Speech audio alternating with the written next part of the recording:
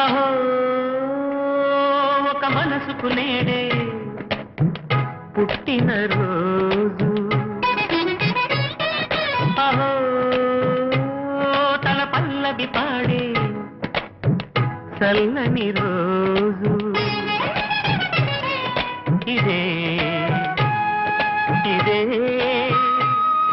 కుహూ స్వరాల కానుక, మరో వసంత గీతిక జనించు రోజు.